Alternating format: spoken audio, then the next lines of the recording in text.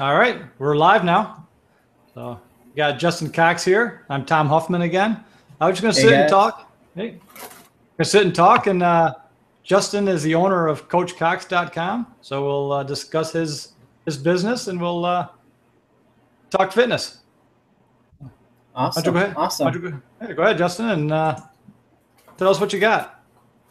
All right. So a little bit about me. Like Tom said, I own CoachCox.com. It's my online coaching website. I used to own a personal training studio for the past 10 years, decided to move more online, spend a little bit more family time at home, kind of transition from the in-person training to the more online coaching scenario. So just kind of chilling, relaxing, and having a good time. And I get to talk about fitness. What more could there be? That's perfect. Absolutely. So, Justin, I know you have a background in mixed martial arts and weightlifting, right? Yep. So, I started as a competitive athlete from the age 5 all the way up until about 23, 25, so about 20 years in different sports, wrestling, football, track. I did do some mixed martial arts for a couple of years, so went to college, I have an exercise degree, which got me into the personal training. So yeah, I've been pretty much in weightlifting and fitness my entire life. To hang around and lift weights all day. I Or I can't used beat to. that. What services do you offer on Coach Cox right now? Right now, I do it kind of just for fun. I write when I have something to talk about. I have my premium coaching where I work with people one on one, and I'm about to launch a $20 a month program where I take the exact same programs I make for my premium clients and all the same coaching tools, but it's not as much one on one talking. It's more of a here's the program, here's all the tools you need. Go ahead and have at it. But And that's otherwise kind than of that, what. Go ahead. well, I was gonna say otherwise than that, that's all I got. I just like to sit and write for fun. No, perfect. And it's kind of like what I want to do is the like the $20 a month and have a group. I'm not so much into the one-on-one, but I would love to have a group where I can come in, talk with them, set up the program, and have more of a generalized program. hmm Yeah, the one on one where I really got my start at doing the very in depth coaching, worked with my clients for a lot of years. It was all one on one before I started to more group coaching. When I still had my studio. So I still do like to get back to that every now. I do it very limited. I only keep 5 to 7 or so premium one on one clients because that's about all I feel like I want to or I have time for. I want to keep track on right now, but I like that. It gives me a lot of inspiration from them when I'm working with my groups. I glean a lot of information from them, even though they think they're getting all the information from me. Uh, you do mostly kettlebells and body weight. Do you do any barbell stuff at all? Well, I grew up doing barbells, so the big lifts, the squats, pull-ups, bench press, things like that. Got into the kettlebells after college. Became a kettlebell specialist. That's about all I did for several years. And now I'm just starting to experiment a little bit more with some of the body weight / animal movement stuff. Trying to play with a little bit of movement, expressing different movements, seeing how those go. Those are a few things I've never done. But no, barbells and kettlebells, my background has been so pretty versed in those mostly. The body weight stuff, though, that's pretty new to me. I don't, and I've always included body weight stuff in my programs, but same with me. I really did. I started out with the bodybuilding stuff, and I'm talking, when I was a teenager. Um, Mm-hmm. but then, as I got into my 20s and my late 20s, probably early 30s, I got more into the powerlifting, and again, the body weight stuff was just kind of an aside, an extra, that I would add in here and there. Um, but as I've gotten older, it's almost all I do. I always call it body weight plus stuff when I talk to people because it's not simply body weight. I do some kettlebells, but I do medicine balls and you ever use sand bells or sand? Um, I've not used sandbells or sandbags very much. No, okay. I've Uh, seen them. I've thought about it, but I've just not really taken the time to do it. okay. I got some from, I think they're made by Hyperwear, but I got them through Rogue. And Okay. I think they're awesome. I got an 8 pound, a 20 pound, and a 40 pound, and it pretty much covers what I need. But I do burpees with them, I throw a sand bell on my back when I do push-ups. I carry them. You can throw them. You can slam them. And so really what I said, like I do body weight plus. But as I've gotten more into the body weight stuff, I've kind of looked back and now I'm of the belief that, for some reason we start, usually, young people, but even if somebody comes in at 35 years old and they want to learn to get in shape, we throw them right on the bench press and the squats and stuff like that. When really, I think they should be, spend at least 6 months doing strictly body weight stuff and get that foundation. Tom, I'm right along there with you. As I look back over, my career and what I've done with a lot of my clients. And just like you said, a lot of these people who are coming in, especially just beginning or have been deconditioned for a long time, spending that time moving, learning to move the body, learning to connect the body, right? For example, push-ups, it's not just an arm exercise. And when people start learning that, it makes everything else easier. Mm-hmm. Right? But that's not how you and I grew up, though. Right. We grew up already connected, already moving, already doing all these things, right? So for us, the bench press and the squat and everything, that enhanced the sports and the play that we already had. But we don't have, I'm starting to see people who don't have that anymore. They've become deconditioned or they've never had it in the first place. So that movement is really just, it's disconnected from them. And yeah, I'm seeing that a lot too, where it's like, yeah, you just spend some time moving and learning to do push-ups and roll and crawl. And, it seems remedial. And a lot of people, I got that complaint a few times. It seems remedial to do. But then again, that's the same person who's also out of breath after doing a bear crawl, 20 yards. So, it's a little bit of give and take there. Oh, go ahead. I was gonna say, I think Franz Sneidman from the RKC community does a lot with his youth athletes, where he says, let's just go outside and play tag, go outside and run around and be kids, because he's getting athletes now that come in who've been video gamers and in front of the TV most of their life. They didn't have that athletic background. So adding the strength on top of dysfunctional movement or no movement doesn't really help. And he's been having great success just by adding that into his baseline program. Hey guys, let's go outside and play tag today. I might lose my job if I was at my studio and said, hey guys, we're going to not work out. We're just going to go outside and play tag all day. I might lose a few clients if I tried that. Even my wife is laughing. But then, you know what? I mean, you might gain a few also, because, you always find people that they don't like this, but they do like that. And, you're never going to find everybody likes, even if you were, just a power lifter, you would lose clients that way too, because I don't want to do that powerlifting stuff. I want to do the body weight stuff. So. Exactly. That's why so many different studios can pop up and so many different trainers can be successful, because, I live in granted a small community, but, of all the people here, A, I can only work with so many, and B, not everybody likes kettlebells the same way I do. Some people like the mixed martial arts stuff. Some people like powerlifting. Some people like body weights. And a lot of people really like kettlebells.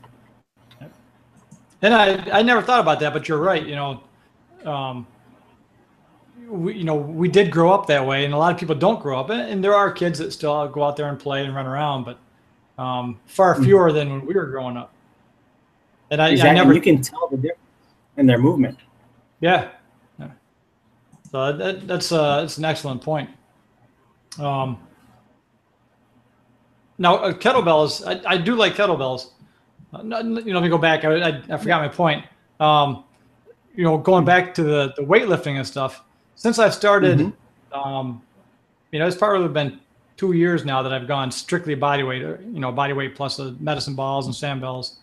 But my joints feel 100% better. I mean, I thought that I was always going to have shoulder problems and knee problems. I thought, that was just part of lifting weights. But since I've switched, those, especially my shoulders, that pain has gone away completely. I just read an article, I believe it was by Max Schenk, talking about something along the same lines, whereas with the body weight movements and how a lot of times they need a lot more volume. Sorry about that. That's right. They need a lot more volume because, the joints, the cartilage, the ligaments, things like that, they don't have their own blood flow or very much of their own blood flow. Mm-hmm. So this constant movement and refining these patterns and getting those areas filled with blood really helps those out, and it takes care of a lot of those pains. But then again, when you're grinding heavy reps for 3 to 5 reps like powerlifters do, or in that 8 to 10 range, and you're constantly putting that stress on there without time to heal in between, that causes a lot of joint pain.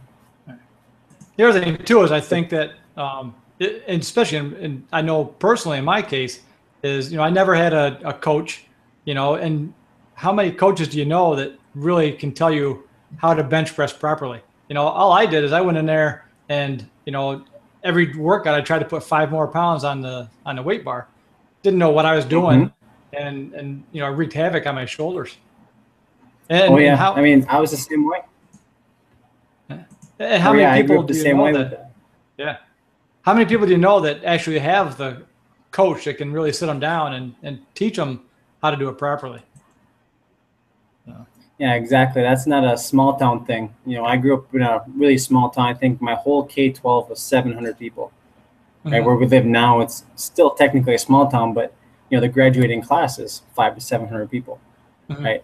So that's how I grew up too. I was like, oh, there's a weight room, bench press, bar to chest, straighten the arms. That's about the equivalent of all the instruction I got. Bring it down, push it back up. Same here, so, if that. I don't know if you've ever heard of John Komorowski. He's not familiar now. He's probably, I want to say he's 10 years older than me, but he was a local guy, but, power lifter, held powerlifting records, wrote a couple of books. But when I was a trooper, I went and when I first went to that, my permanent station, or the station I ended up staying at, I got a hold of some people and we outfitted the downstairs and built a great weight room. And so John Komorowski at the time owned a local gym, and I got a hold of him and said, hey, you think you could come over here and, teach us the bench press, teach us the squat, deadlift? And he goes, yeah, he gave us his rate. And so I went back to the guys, and I remember one guy saying, why do I need somebody to teach me how to bench press? Well, so that went by the wayside. Obviously, we never had him come over, but that's kind of the attitude too many people have, is that it's a simple exercise. Like you said, you lay on your back, you grab the bar, and you bring it to your chest. When you turn 40 and 45, you say, that wasn't probably the best idea. Yeah, was it like Bruce Lee says, before I started weightlifting, it was just a bench press. But when I was learning, it was so much more. But once I figured it out, it was just a bench press again. Right? I think he might have not used the word bench press there, but I think that fits for now. Yeah, you get the point across that way. Yeah, absolutely right. Now, what do you think about, you're talking about, the multiple repetitions of push-ups. And that's the way I do the feet elevated push-ups, and like I said, I throw a sand bell on. But generally, I just do straight push-ups, and I'll do, a couple hundred in a workout. But, so many people say, well, you can't build muscle, 8 to 12 reps, you got to do this and do that. I don't believe that a bit. You look at say the gymnasts or whoever. I think, obviously it takes a lot to build bodybuilding muscle, but you can absolutely build muscle with, 50, 60, 70 reps at a time. Oh, goodness, yeah. The body responds to all sorts of different training stimulus, right? If your body needs to get bigger and you're fueling it properly, it's going to get bigger, right? With the body weight exercise, because body weight is so low compared to, what our actual maxes are, you do need to do those bigger reps. You do need to do those higher up ranges. Right? You need to get that volume in there. Right. That whole idea of 8 to 10 reps or 8 to 12 reps, however, depending on who you're talking to, right?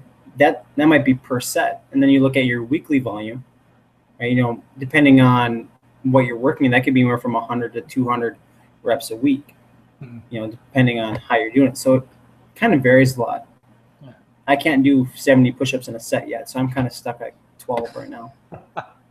Well, I'm a smaller guy, so obviously a lighter body weight helps out. Think of it this way. Look at the American Ninja Warrior. Do you watch that show? I do. Of all those training videos and everything, you guys, I see very few of them who actually, do traditional barbell weightlifting, right? And a lot of those guys look pretty jacked. Yeah, absolutely.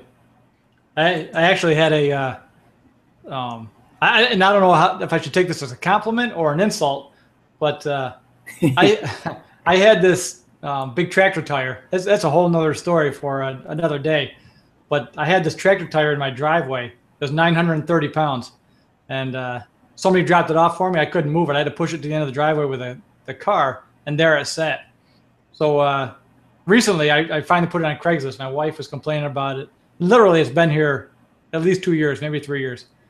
But anyway, I put it on Craigslist, and I'm about an hour from Cornell University, and a couple of Cornell students, contacted me, and they came down and to get it. And I was talking to one guy, and that's what he said. He goes, "You ever watch American Ninja Warrior?" And I said, "Yeah." And he said, "That's something that looks like you should be on, And he goes, they have those older age groups. You see guys like 50 and 60 on there." So I didn't know, like I said, is it a compliment or is it an insult because he's looking at me and saying, this guy's old. See, that's my game plan, to wait till I'm like 50 or 60 and then join the masters category. That's my game plan. That's not a bad deal. So, and that's what I see as I get older, that, so many people, everybody's in exercise when they're 20. And then, that drops off by age 30. And at my age, I mean, there's only like 5 of us in the area that even exercise. I just turned 49 the other day. I'm on my way to 50 right now. So. Well, happy birthday. Did I miss it? Yeah, it was on Saturday. That's all right. Oh. But okay. Yeah, no, the idea of maintaining exercise and fitness, really, it changes a lot as we go. When I was younger, or I shouldn't say younger because I'm only 30, but in college, in my 20s, it was all about hitting those big numbers and just going massive amount of weights as heavy as I can every time, right? Now I've in the past few years, I felt a big shift, more of I'm strong enough, I'm strong enough for all my daily stuff. I don't need to be that much stronger. Let's just maintain my movement and keep my body healthy rather than trying to beat it up all the time. I've definitely felt that switch in myself, and I've seen that with a lot of the coaches whose articles I read and stuff too. As they're in their 40s and getting into their 50s, I see a bigger focus on movement and maintaining quality movement versus putting up those big numbers anymore. Right. And don't get me wrong, I still see a lot of people putting up really big numbers, but you definitely see that shift in what people are talking about. All right. And in my podcast, that's one of the questions I ask, what was your purpose for exercise when you first started, and how has it changed, and what is your purpose now? And inevitably, everyone that I talk with who is, my age, some of them are older, same thing, it gets to be, they wanted to look good when they were younger, they wanted to be strong. And now as I get older, it's gotten to the point where I want to be around for my kids. I want to be around for my grandkids. I want to be able to, be active as I get older. And every single one I've talked to has said the same thing. And it's been the same thing with me as I've gotten older. And, I'm not old by any means, but certainly I could see really since I turned 40, maybe 42, 43, how things have changed. And I can't imagine people my age who don't exercise what their life is like and how difficult it can be, because it's harder for me now is I'm still in shape. I think a lot of it has its recovery and our ability to recover. When I was in college, all I did was work out, go to school, and eat. Like literally, that's all I did, right? So I mean, we're younger, we can recover more. We're not doing as much, but now real jobs, kids, family, social life, things like that. I don't want to be sore for a few days at a time. I don't want to, spend 2 hours in the gym and whatnot. I enjoy moving. I enjoy feeling good. We've already put in our time. We've built our base. Now is the time to, just relax a little bit, cut it back a little bit, and make use of that foundation that we've worked so hard to create. All right. Or just smash records. One or two. And I know you had mentioned before too, you said I'm strong enough. And that's one thing that's one of the shifts I made too, is, when I was younger, I thought, I had to be as strong as I could be, it meant lifting as much weight as I could.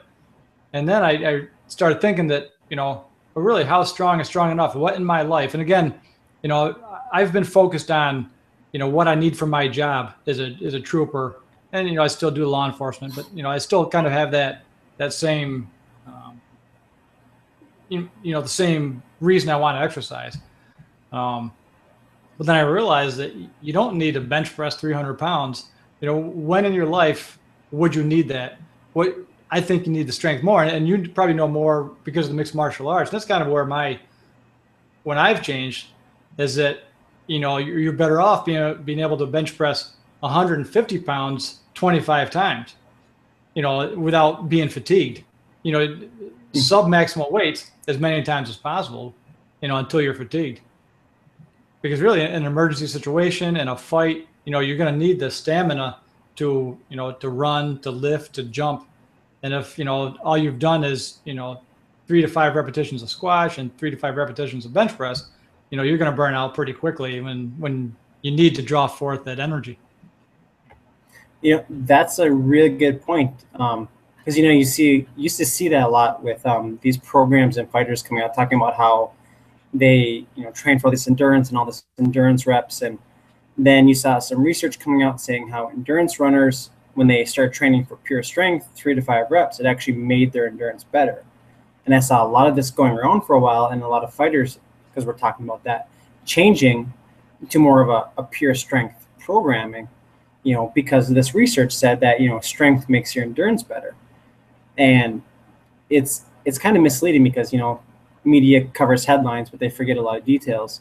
In that, if you don't build that foundation, that endurance base where you're getting used to endurance, the extra strength isn't going to help your endurance at all. You can't be a couch potato, start doing squats and deadlifts 3 to 5 reps, even if you're hitting 400 or 500 pounds with them, and then expect to drop down to half of that and start busting out 80, 90 reps at a time.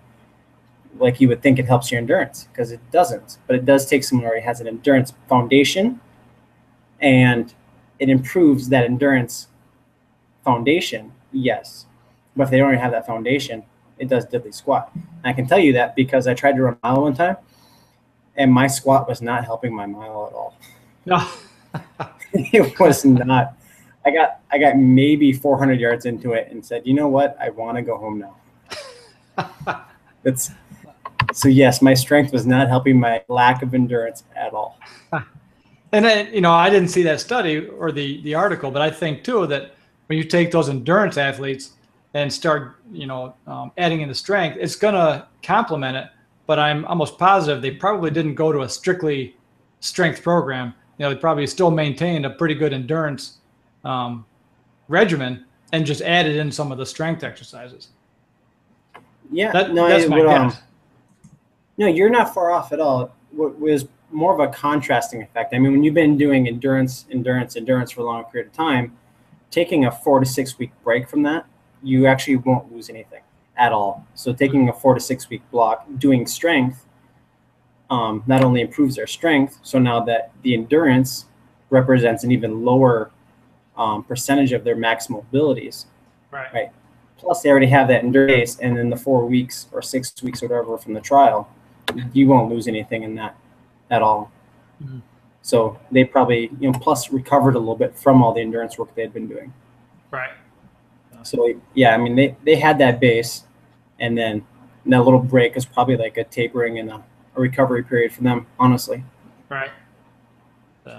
I think I told you, I used to run quite a bit, but I haven't really run in a long, long time. And I'm training for the Army 10 miler. And you were telling me about that. Yeah, it's tough. I did 10 miles the other day on Saturday. Wow. I did 5 yesterday. And I went for an 8-mile run today. Actually, I did a PR. I say a PR. It's certainly not my record from when I was younger and I used to run. But at this point, I finally did 8 miles and averaged less than 8 minutes a mile. So pretty happy with that. Wow. So, but that's crazy. Go ahead. You said you run 10 miles. I'm like, wow. I get a mile in and I'm good. Yeah. I hit my mile. I'm good. I'll run again next year. But I know, my normal program, if I ran, it would be, and it wasn't anything regular. My workouts, I go out and I may think about it the night before. A lot of times I just go out in the morning and say, okay, I need to work on this. And then I'll just do my workout, whatever I choose to do. And sometimes it includes running, but it's only 1.5 miles. I just try to, do 1.5 miles as fast as I can, but nothing beyond that. It's just that I'm training for this race. And once the race is done, I'll probably keep it up a couple times a week, but just in case we decide to do it again next year. Okay. Yeah, I know the wife and I, we were talking a little bit, and we were want to try out that workout style that kind of, I don't want to say emulates doing like a Tough Mudder, but I've seen it kind of cropping up a little bit more where, or adventure running, I think is another term I've heard for it, where we go out, you jog for a distance, say maybe 1/4 mile to a mile, right? And then you stop and do like a mini 5-minute workout. And then you jog again for 1/4 mile to a 1/2 mile, whatever. And then you do another mini 5-minute workout. And we've been talking about that lately. Kind of sounds fun. A way to get, me to run a little bit more because I don't run. but something like that. And I was wondering if you ever heard of anything like that, or if that's been creeping up in your area a little bit too. I haven't really heard of. I mean, that's a great idea, and I'll probably implement something like that. But certainly the Tough Mudders and the adventure racing has gotten bigger, and it has. Yeah, I've seen nothing, and that was actually when I first started my my classes last fall that I was going to implement. Start training people for those things, and I just never followed up on that. But certainly, I think it'd be a great thing to do. Now, are you talking about doing some road running, or do you have trails that you'll run and do a workout right there out in the woods, or just go down the street and stop at a street corner and start your workout? A little bit of both. I'll kind of where we're at. We're on a dirt road, so nice. we can get out on the road, on a tar road, not too far from roads. I haven't really explored the trails, but I know there's some trails running around back here too. So we can kind of go any direction we want there. Maybe set up a little loop so we can come back and hit some kettlebell workouts in the yard, run another little loop, things like that. Yeah, that's awesome. I even got a nice little dirt hill by my house too. I keep telling my daughter that we're gonna go do sprints, and that I haven't followed up on that yet. That's the other thing. I like to do sprints. I think they're a great exercise. I was going to ask you a question. I can't remember what it was now. Have you ever heard of, I don't know how to say his last name. It's Ross. He does Ross training. He's a boxer. Ross MMA? Yeah, I know who you're talking about, RossTraining.com. Yep. I like watching some. He works out in his woods a lot. Yeah. And that's what kind of made me think about it when you were talking about that. Yeah. He's in some great shape. He's been pretty incredible. He's been an inspiration for a long time. Yep. He's the first person I ever see not only do a full ab wheel all the way to the floor from standing. I even watched him do reps of decline ab wheel. He was up on a box and had a ramp going down, and I watched him do full lay down ab wheels. Yes. Yeah, I haven't seen him do that, but I've definitely seen him do the whole body. And I actually at one time I was emailing him. I asked him about being on a podcast. He goes, I'm really not that technical.